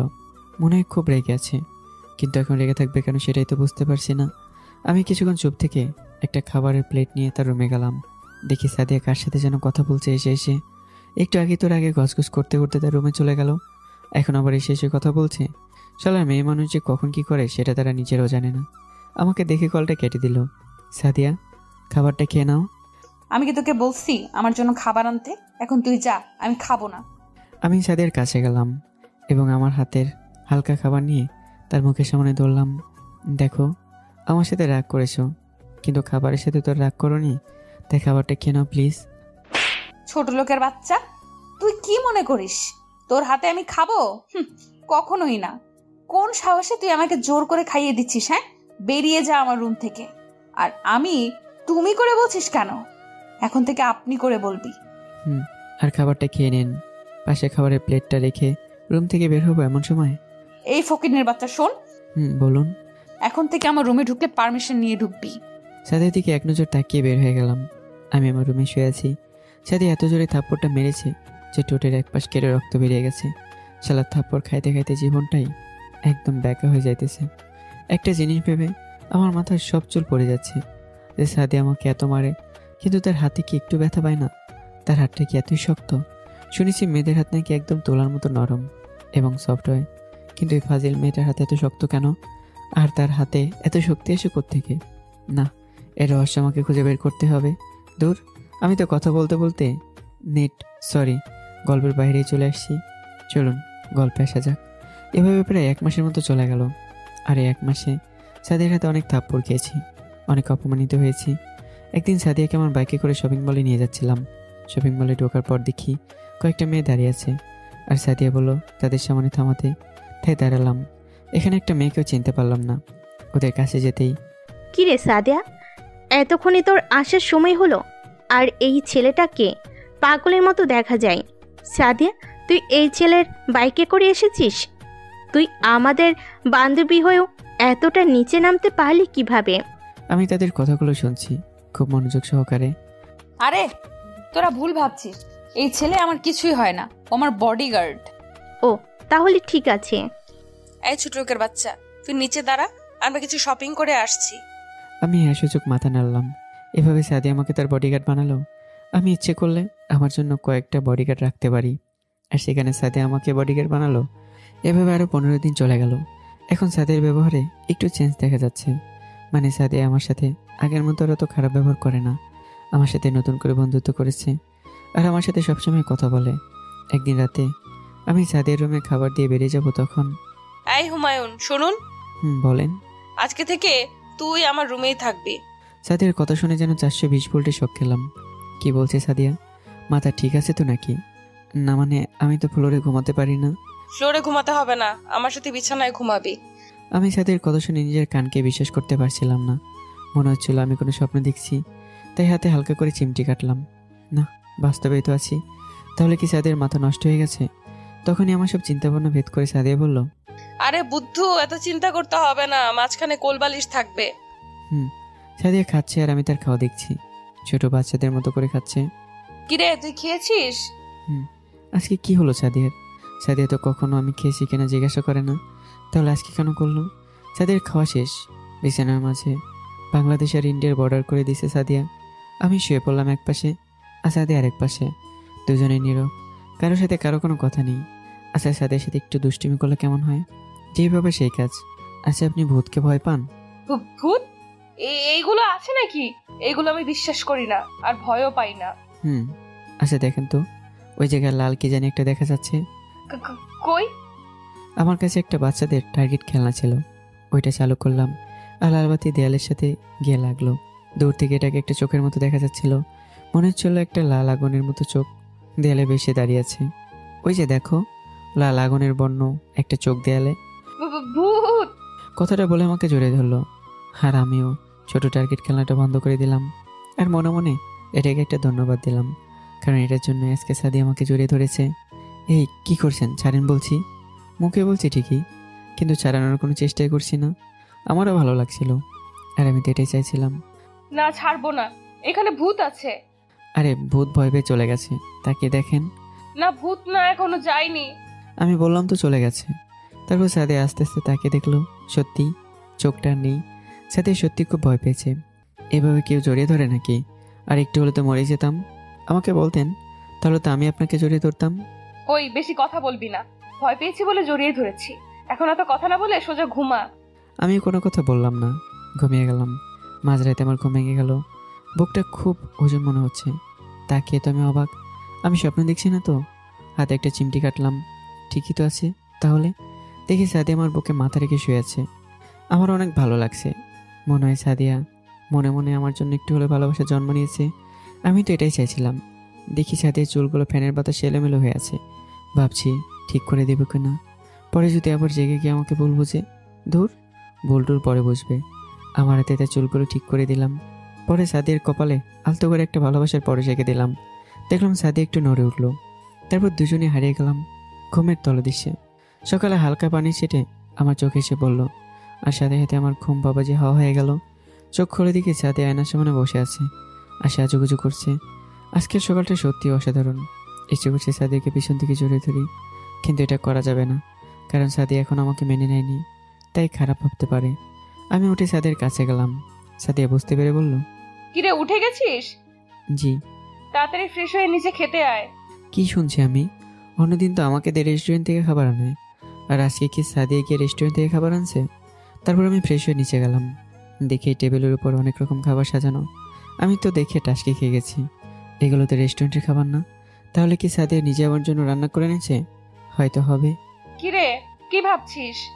না মানে আপনি রান্না করেছেন? খেয়ে দেখ কেমন হয়েছে। তারপর আমি খেতে শুরু করলাম। আজকে খাবারের মধ্যে এক অন্যরকম টেস্ট আছে। সত্যি কি আপনি রান্না করেছেন? সাদিয়া তো রেগে গেছে। তো এখানে এসে কে রান্না করে দিয়ে যাবে? না মানে আগে কখনো রান্না করতে দেখিনি তো, তাই। আর খাবারটা অনেক টেস্ট হয়েছে। তারপর সাদিয়াও খেয়ে নিল। খাওয়া শেষ করে আমার মোটর সাইকেলে করে সাদিয়াকে নিয়ে কলেজে গেলাম। সাদিয়া তার ফ্রেন্ডদের সাথে আড্ডা দিতে চলে গেল। আমার খুব বোরিং লাগছিল, তাই লাইব্রেরিতে গেলাম একটা বই এনে পড়তে। লাইব্রেরিতে ঢোকার পর আমার পেছন পেছনে একটা মেয়ে ঢুকলো। হ্যাঁ, মেয়েটার নাম নীলা। নীলা হচ্ছে সাদিয়ার আরেক ফ্রেন্ড। কি ব্যাপার নীলা, তুমি এখানে কেন? আমি কোনো কথা বলার আগেই নীলা লাইব্রেরির দরজা আটকে দিল। আর কিছু বুঝে ওঠার আগেই নীলা তার পরনে জামা ছিঁড়তে লাগলো আর অনেক জোরে চিৎকার করতে লাগলো। আচ্ছা প্লিজ হুমায়ুন, তুমি আমার এমন সর্বনাশ করো না প্লিজ। আরে নীলা কি করছো? আমি আবার কি করলাম? কথাটা বলতেই শোনা যাচ্ছে দরজায় কেউ ধাক্কাচ্ছে। অনেক ধাক্কানোর শব্দ শোনা যাচ্ছে। আর এদিকে নীলা আমাকে জড়িয়ে ধরলো। আমি নীলাকে ছাড়ানোর আপ্রাণ চেষ্টা করেই যাচ্ছি, কিন্তু বারবার ব্যর্থ হচ্ছি। পরে দরজা ভাঙার আওয়াজ শোনা গেল। তাকে দেখি সব স্যার এখানে বীর জমেছে, সাথে ছাত্রছাত্রীরাও আছে। পাশে তাকে দেখি সাদিয়াও এখানে আছে। নীলা দৌড়ে গিয়ে সাদিয়ার কাছে চলে গেল।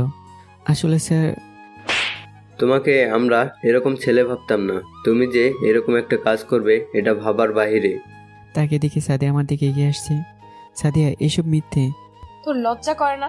ঘরে বউ রেখে অন্য একটা মেয়ের সাথে জোর করে? ছি ছি। প্লিজ বিশ্বাস করো, এসব সাজানো নাটক। সাদিয়া তার পা থেকে জুতোটা খুলে আমার গালে সজোরে একটা বাড়ি মারল। এত জোরে বাড়িটা মেরেছে আমার ঠোঁট কেটে রক্ত বেরিয়ে গেছে।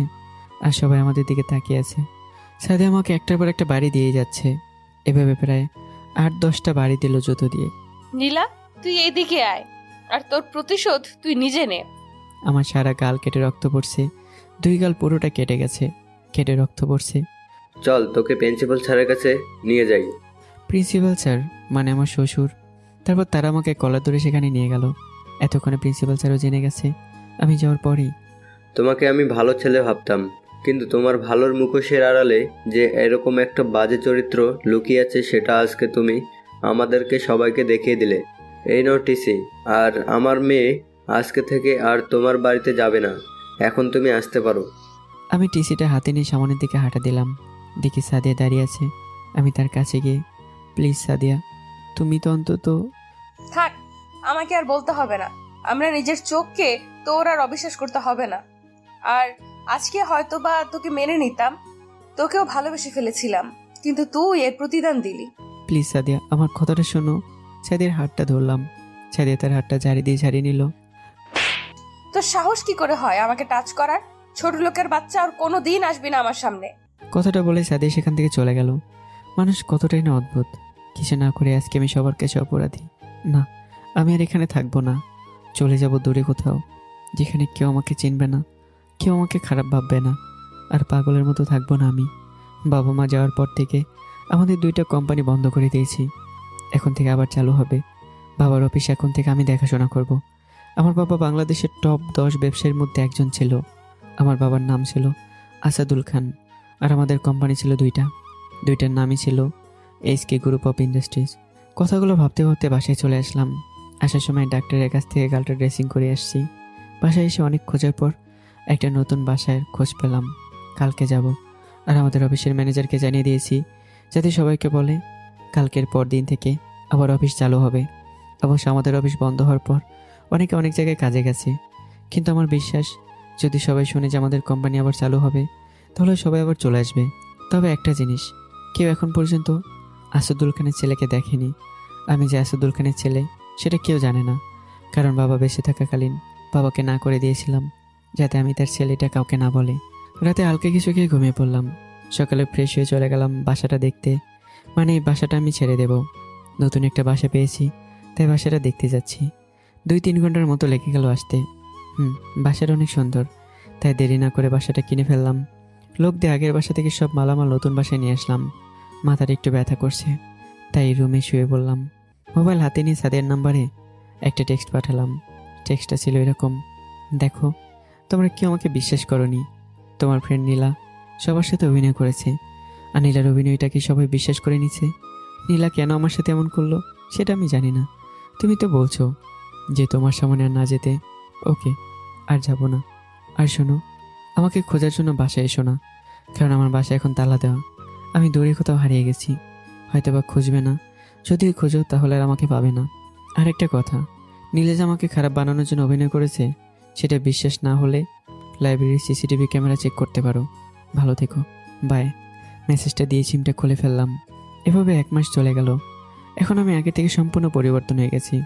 আমার পার্সোনাল গাড়িটার নাম হচ্ছে Lexus RX 300 F sports, brand new. যেই গাড়ি কোনো সাধারণ মানুষ চড়তে পারে না। রোজ অফিসে যাওয়া আসা করি, চুলগুলো স্প্যাক করা, হাতে ঘড়ি, চোখে সানগ্লাস। খুব ভালো চলছিল আমার দিন। এখন আর সাদিয়ার কথা এতটা মনে করি না। এদিকে সাদিয়া এখন আমাকে খুঁজে বেড়ায়।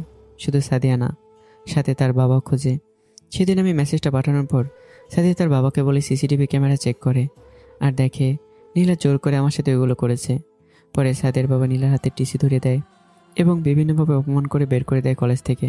আর সাদিয়া দৌড়ে বাসায় চলে আসে এবং দরজা বন্ধ করে আমাকে কল দেয়, কিন্তু আমার নাম্বার সুইচ অফ পায়।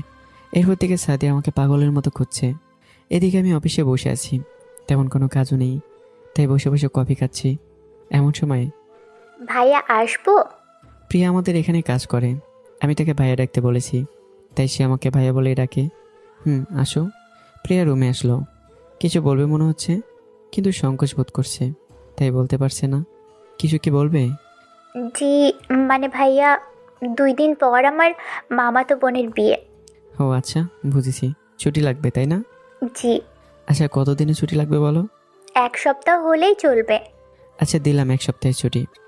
ভাইয়া আরও একটা কথা বলার ছিল, যদি কিছু মনে না করেন।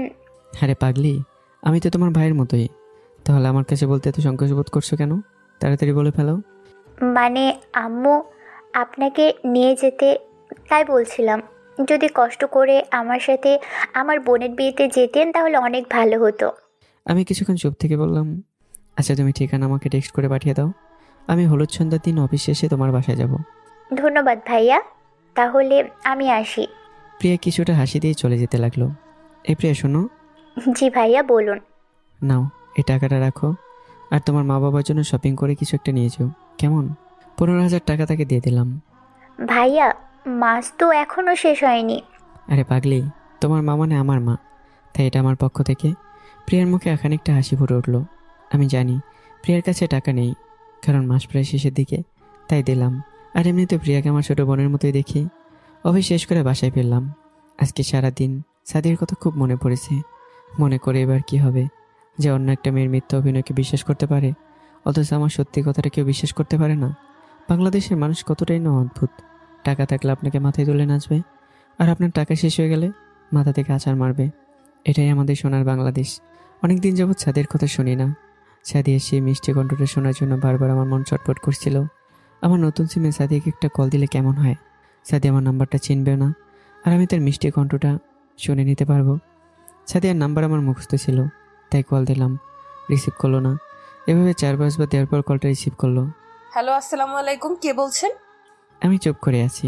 সাদিয়ার কণ্ঠটা কেমন যেন শুকনো শুকনো লাগছে। কি হলো, কল দিয়ে কথা বলেন না কেন? আমি চুপ করে শুধু তার কথাগুলোই শুনছি। আজব তো, কথা বলেন না কেন? আর কথা না বললে কল দিলেন কেন? সাদিয়া কলটা কেটে দিল। আমি আবারও কল দিলাম। 2-3 বার রিং হতে কলটা রিসিভ করলো। এই, আপনি কে? আর পাগল ছাগলের মতো কল করে কথা বলেন না কেন? আমি এবারও চুপ। কি ব্যাপার, আপনি আমাকে বিরক্ত করছেন কেন? কিছু বলার থাকলে বলুন, অযথা শুধু শুধু বিরক্ত করবেন না। সরি বিরক্ত করার জন্য। ভালো থাকবেন, বাই। কথাটা বলে কলটা কেটে দিলাম। মনে হয় সাদিয়া কিছু একটা বলতে চাইছিল, কিন্তু আমি কেটে দেওয়া তার বলতে পারিনি। সাদিয়ার নাম্বারটা আমার স্ক্রিনে ভেসে উঠলো। মানে সাদিয়া কল করেছে। জানি এখন কল রিসিভ না করলে একটার পর একটা কল দিয়ে যাবে, তাই মোবাইলটা বন্ধ করে রেখে দিলাম। আমি চাই না সাদিয়াকে নিয়ে আর ভাবতে। সাদিয়াকে নিয়ে যত ভাববো ততই কষ্ট পাবো। জীবন অনেক কষ্ট সহ্য করেছি, আর সম্ভব না। তাই আমি সাদিয়ার সাথে আর কথা বলতে চাই না। রাতে খেয়ে ছাদে গেলাম। ছাদে চাঁদের আলোয় আকাশ ভর্তি তারা আর জোনাকের আলো আমার কাছে অনেক ভালো লাগে। তাই প্রতিদিন রাতে আমি একবার হলো ছাদে আসি। হঠাৎ মোবাইলের কথা মনে পড়লো, তাই মোবাইলটা অন করলাম। অন করার সাথে সাথেই সাদিয়ার নাম্বারটা স্ক্রিনে ভেসে উঠলো। আমি রিসিভ করলাম না। 4-5 বার কল দেওয়ার পর রিসিভ করলাম। আমি চুপ করে আছি, সাদিয়াও চুপ করে আছে। 5 মিনিট চলে গেল। দুজনের মধ্যে কোনো কথা নেই, দুজনেই নীরব। হঠাৎ নীরবতা ভেঙে সাদিয়া কান্না করতে লাগলো, আর তার কান্না সুরে বলতে লাগলো, আমি জানি তুমি হুমায়ুন, প্লিজ তুমি আমার সাথে কথা বলো। তোমার সাথে কথা না বলে আমি যে থাকতে পারি না। ব্যাপার কি? সাদিয়া আমাকে চিনলো কিভাবে? হয়তো আইডিয়া করে বলছে। আমি তো চুপ করে আছি। তুমি কোথায় আছো হুমায়ুন? প্লিজ শুধুমাত্র একবার বলো, আমি তোমাকে আর কখনো কোনো কষ্ট দেব না। প্লিজ তুমি আমার কাছে ফিরে আসো। তোমাকে ছাড়া যে তোমার এই কলেজাটা বাঁচতে পারবে না। আমি এখনো চুপ। সেদিন না হয় তোমার সাথে রাগ করে না জেনেই কিছু কথা শুনিয়ে দিয়েছি, তাই বলে কি তুমিও আমাদের ছেড়ে এইভাবে চলে যাবে? তুমি আমার কথাটা একবারও ভেবেও ভাবলে না? সাদিয়ার কথা শুনে আমার কান্না চলে আসছিল। কান্নাকে আর কন্ট্রোল করতে পারছিলাম না, তাই কলটা কেটে দিলাম আর মোবাইলটা সুইচ অফ করে দিলাম। খুব করে একটু কান্না করে নিলাম। ছেলেদের যত কষ্টই হোক না কেন, কান্না করা মানায় না। তারা হাসি মুখে তাদের কষ্টগুলোকে বলতে থাকে। একটা ছেলের মাথার নিচে বালিশটাই বলতে পারবে ছেলেটার মনে কতটা কষ্ট লুকিয়ে আছে। ছেলেরা সারাদিন হাসি খুশিতে দিন কাটানোর পর রাতে যখন একা হয়ে যায়, তখন অন্যের দেওয়া হাজারো কথার আঘাতগুলোকে বলে দেখার চেষ্টা করে বলতে পারে না। লাঠির আঘাত এখন আছে, একটু পর থাকবে না, কিন্তু কথার আঘাত ঠিকই সারা জীবন থাকবে আর নিজেকে করে করে খাবে। আর কিছু ভাবতে পারছিলাম না, তাই ঘুমিয়ে পড়লাম। আর এদিকে সাদিয়া কান্না করে তার বাবাকে ডাকছে। আব্বু, তুমি কোথায় গেলা? হ্যাঁ রে মা, বল। আর তুই কান্না করছিস কেন? বাবা, হুমায়ুনের নাম্বার পেয়েছি, তাকে কলও করেছি, কিন্তু কল রিসিভ করে আমার সাথে কোনো কথা বলে না। আব্বু, হুমায়ুনকে ছাড়া আমি বাঁচবো না, প্লিজ তুমি কিছু একটা করো। আচ্ছা মা, নাম্বার যেহেতু পেয়েছিস, দেখবি তাকেও একদিন পেয়ে যাবি। বাবা, কিন্তু সেটা কবে? এখন গিয়ে খেয়ে ঘুমিয়ে পড়ো। সময় হলে অবশ্যই হুমায়ুন ফিরে আসবে। আর আমরা যে তার সাথে একটু বেশি খারাপ ব্যবহার করে ফেলেছি, তাই হয়তো বা এখনও আমাদের উপর রাগ করে আছে। এভাবে একটা দিন চলে গেল। আমার অফিসের কাজ শেষ, তাই এখন প্রিয়াদের বাসায় যাব। কালকে আমি অফিসে যাব না, ম্যানেজার অফিস সামলে নেবে। তাই রেডি হয়ে গাড়িটি নিয়ে রওনা দিলাম। একটা শপিং মলের সামনে গেলাম আর প্রিয়ার বোনের জন্য একজোড়া পায়েল নিলাম আর একটা নীল শাড়ি নিলাম, এবং প্রিয়ার আম্মুর জন্য একটা শাড়ি নিলাম আর তার বাবার জন্য একটা পাঞ্জাবি নিলাম। শপিং শেষে আমার পার্সোনাল গাড়িটা নিয়ে প্রিয়াদের বাসায় যেতে লাগলাম। এর মধ্যে প্রিয়া কল করলো। ভাইয়া, এখনো আসছেন না কেন? এই তো আসছি। আচ্ছা ভাইয়া। কলটা কেটে দিলাম। প্রিয়াদের বাসার সামনে এসে গেছি। বাসাটা বাইরে থেকে খুব সুন্দর করে সাজানো। আমি তাদের বাসায় গাড়িটা নিয়ে ঢুকতেই সবার ফোকাস আমার গাড়ির দিকে। এই গাড়িতে করে আবার কে আসতে পারে? তবে প্রিয়া ঠিকই ধরে নিয়েছে যে আমি এসেছি। আমি গাড়ি থেকে নামলাম, দেখি সবাই আমার দিকে হয়ে তাকিয়ে আছে, বিশেষ করে মেয়েরা তো চোখ দিয়ে গেলে খাচ্ছে। আমার পরনে ছিল নীল কালারের পাঞ্জাবি আর প্যান্ট, এছাড়া সানগ্লাস, ঘড়ি, চুলের স্পাইক, এগুলো তো আছেই। দেখলাম প্রিয়া আমার কাছে দৌড়ে আসলো। ভাইয়া আসুন। আমি প্রিয়ার হাতে শপিংগুলো ধরিয়ে দিলাম। তার বাবা মায়ের সাথে কথা বললাম, ওনারা অনেক ভালো। তারপর প্রিয়ার সাথে তার বোন মানে বইয়ের রুমে গেলাম। আর রুমে ঢুকেই একটা বড় সড়ো শখ খেলাম। দেখি প্রিয়ার বোনকে ঘিরে অনেক মেয়েরা বসে আছে। ভাইয়া, ও আমার বোন, নাম মাহি। আর মাহি আপু, উনি হচ্ছে আমাদের অফিসের আমি থামিয়ে দিই, আমি হচ্ছে হুমায়ুন ভাই, কেমন আছেন? জি ভাইয়া, ভালো। আপনি কেমন আছেন? জি ভালো। ভাইয়া আসেন একটু গল্প করি। আচ্ছা, আপনি তো আমার থেকে বড়, তাই তুমি বা তুই করে বলতে পারেন। শুধু কি বউয়ের সাথেই কথা বলবেন? আমাদের সাথে কি কথা বলতে ইচ্ছে করে না? আপনারা সবাই তো দেখা যাচ্ছে ময়দা সুন্দরী। কি আমরা ময়দা সুন্দরী? না, আপনারা আটা সুন্দরী। বলেছে আপনাকে? আমরা আটা ময়দা মুখে মাখি না। তাহলে কি মাখেন? হ্যাঁ, আমরা এমনিতেই সুন্দর। আপনি এত হ্যান্ডসাম কেন বলুন তো? আপনাদের মতো এত পেতনি মার্কে মেয়েরা আমার পাশে বসে আছেন, আর আমি হ্যান্ডসাম না হলে কি চলে? আমাদের কি আপনার পেতনি মনে হয়? যান তাহলে আমাদের রুম থেকে। পেতনিদের সাথে আড্ডা দিয়ে কি করবেন? হ্যাঁ, মনে হয় সব কটা পেতনি রেখে গেছে। এই তোরা কি শুরু করছিস? হ্যাঁ, তোর শুধু ঝগড়াই করবি। আমি অনেক আগে থেকে লক্ষ্য করে আসছি যে মোটামুটি সব মেয়েরা আমার সাথে কথা বলছে, কিন্তু একটা মেয়ে তাদের পিছনে এক কোণে বসে আছে, কোনো কথা বলছে না। আমি ভালো করে তাকে বড়সড় একটা শখ খেলাম, কারণ মেয়েটা যে সাদিয়া ছিল, এতক্ষণ অন্য মেয়েদের সাথে কথা বলা অবস্থায় সাদিয়াকে দেখিনি। দেখি সাদিয়া আমার দিকে এক নজরে তাকিয়ে আছে, আর চোখগুলো টলমল করছে, মনে হচ্ছে এক্ষুনি ডুকরে কান্না করে দেবে। আর সাদিয়া আগের থেকে অনেক শুকিয়ে গেছে, মনে হয় ঠিকমতো খাওয়া দাওয়া করে না। সাদিয়াকে দেখে আমার নিজের অনেক কষ্ট হচ্ছিল। মনে হচ্ছে এখানে আর কিছুক্ষণ থাকলে আমি নিজেকে আর কন্ট্রোল করতে পারবো না, কান্না করে দেব। তাই এখানে থেকে যত তাড়াতাড়ি সম্ভব চলে যেতে হবে। আচ্ছা মাহি আপু, আপনারা কথা বলেন, আমি এখন আসি। আরে আরো একটু বসো, সবাই মিলে একটু গল্প করি, পরে তো আর সময় পাবো না। না মানে আমার খুব বিয়ে পেয়েছে। আচ্ছা রাতে সবাই মিলে আড্ডা দেবনি? কথাটা বলে আমি চলে আসলাম। সাদিয়াকে দেখে মনে হচ্ছিল আমাকে কিছু বলতে চায়, কিন্তু কি আর বলবে? যাকে আমি অনেক ভালোবাসতাম, তার কাছ থেকে শুধু অবহেলার কষ্ট ছাড়া কিছুই পাইনি। তাই এখন আর আমি সাদিয়া নামক ভাইরাসটায় আবারও আক্রান্ত হতে চাই না। তাই আবারও আমি দূরে থাকতে চাই তার থেকে। তারপর প্রিয়া আমাকে গেস্ট রুমে নিয়ে গেল। আমি রুমে গিয়ে কিছুক্ষণ রেস্ট নিলাম। সন্ধ্যার পর মাহি আপু গিয়ে স্টেজে বসলো, সাথে তার শয়তান বান্ধবীগুলো ছিল। আমি সেখানে যাওয়ার পর সবাই তাকে হলুদ দিতে শুরু করলো, আমিও দিলাম। প্রথমে সাদিয়াকে, তারপর তার বান্ধবীদের মুখে একেবারে লেপটে দিয়েছি হলুদ। তারা আমাকে দিয়েছে, বাট আমার তুলনায় অনেক কম। এভাবে আড্ডা দিতে দিতে রাত 3টা বেজে গেল। সবাই সবার রুমে চলে গেল, আমি আমার রুমে চলে আসলাম। একটা জিনিস আমাকে খুব ভাবাচ্ছে যে আজকে হলুদ সন্ধ্যা, তাহলে সন্ধ্যার পর সাদিয়াকে একবারও দেখলাম না কেন? আর সাদিয়া মাহিয়াপুর কি হয়? প্রিয়াকে কল করে আমার রুমে আসতে বললাম। ভাইয়া আসবো? আসো। ভাইয়া কিছু কি বলবেন? বলার জন্যই তো এনেছি। আচ্ছা, সাদিয়া নামের কোনো মেয়েকে চেনো? ও আচ্ছা, তাহলে যাও। রাতে একটু ঘুমিয়ে নিলাম, ভোরে ঘুম থেকে উঠে নামাজটা পড়ে নিলাম, পরে ছাদে গেলাম। আজকে আবহাওয়াটা সত্যি অসাধারণ। আমি প্রতিদিন সকালে ফজরের নামাজের পর ছাদে আসি। চারদিকে পাখিরা কিচিরমিচির শব্দে গান গাইছে। সূর্য মামা যেন ওকে দিয়ে মেঘ মামার সাথে লুকোচুরি খেলছে। চারদিক থেকে ফুলের ঘ্রাণ আসছে। প্রকৃতির রূপ সত্যি প্রশংসার যোগ্য। এখানে দাঁড়িয়ে আছি আর প্রকৃতির সৌন্দর্যটাকে উপভোগ করছি। একটু পর ছাদে কারো আগমন ঘটল। আমি ঘাড় ঘোরাতে দেখে সাদিয়া, আর চোখ দুটো লাল হয়ে আছে, চোখের নিচে কালো দাগ পড়ে গেছে। মনে হয় সারা রাত কান্না করেছে। হুমায়ুন, তোমাকে কিছু কথা বলতে চাই। জি, তাড়াতাড়ি বলেন। হুমায়ুন, আমার ভুল হয়ে গেছে, প্লিজ তুমি আমাকে এভাবে কষ্ট দিও না। আমি যা নিতে পারছি না। তুমি জানো, তুমি চলে আসার পর থেকে তোমাকে কত খুঁজেছি, কিন্তু কোথাও পাইনি। দেখুন, কারো প্রতি আমার কোনো রাগ নেই, আপনি আমার পা ছাড়ুন। না, তুমি আমাকে মাফ না করলে আমি তোমার পা ছাড়বো না। তুমি আমাকে শেষবারের মতো একটা সুযোগ দিয়ে দেখো, খুব ভালোবাসবো তোমাকে।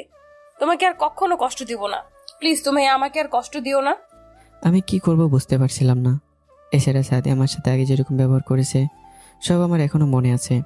এমন সময় মোবাইল একটা কল আসলো, আর আমি কিছু না বলেই সাথের হাত থেকে পা ছাড়িয়ে নিয়ে চলে এলাম। ফোনে কথা বলতে বলতে এভাবে বিয়ের কাজটাও শেষ হলো। বিকেলে মাহিকে বিদায় দিয়ে সবার সাথে কথা বলে বাসায় চলে আসলাম। কালকে থেকে আবার অফিসে যেতে হবে। রাতে খেয়ে বিছানায় গেলাম। এর ভিতরে সাথে আমাকে অনেকবার কল দিয়েছে, কিন্তু আমি রিসিভ করিনি। পরদিন সকালে খেয়ে অফিসে চলে গেলাম। অফিসে তেমন কাজ নেই, বসে বসে খুব বোরিং লাগছিল। বিকেল হয়ে গেছে। একটু পর আসতে পারি? জি আসেন। কেমন আছো? আমি সামনের দিকে তাকিয়ে তো অবাক, কারণ আমার সামনে সাদিয়া বসে আছে। সাদিয়া আমার অফিস চিনল কিভাবে? ব্যাপার কি, আপনি এখানে, আর আপনি আমার অফিস চিনলেন কিভাবে? সেটা তোমার না জানলেও চলবে। এখানে এসেছেন কেন? কেন? আমি আমার স্বামীর অফিসে এসেছি, তাতে তোমার কি? আপনি আমাকে স্বামী দাবি করার অধিকারটা আরো আগে হারিয়ে ফেলেছেন। হুমায়ুন, তুমি আমাকে মাফ করে দাও প্লিজ। আমি তো বললামই, কারোর প্রতি আমার কোনো রাগ নেই। আচ্ছা, তাহলে এই খাবারটা খেয়ে নাও প্লিজ। একটা খাবারের টিফিন বক্স এগিয়ে দিয়ে, আমি এখন খাবো না, আপনি খেয়ে নিন।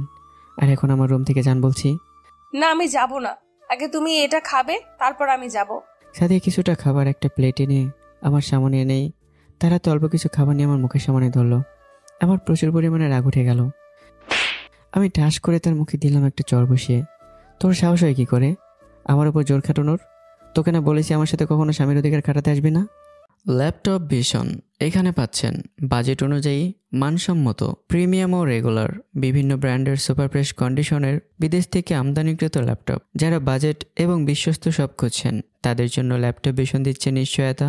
আপনারা চাইলে দেশের যে কোনো প্রান্ত থেকে অর্ডার করতে পারেন এবং চাইলে সরাসরি শপে এসে আমার সাথে দেখা করে নিয়ে যেতে পারেন আপনার পছন্দের ল্যাপটপটি। তো আর দেরি কিসের? স্ক্রিনে দেওয়া হোয়াটসঅ্যাপে যোগাযোগ করুন অথবা চলে আসুন আমাদের শপে, প্রেস ক্লাব মার্কেট 2য় তলা, জাহাজ কোম্পানি মোড়, রংপুর। ধন্যবাদ।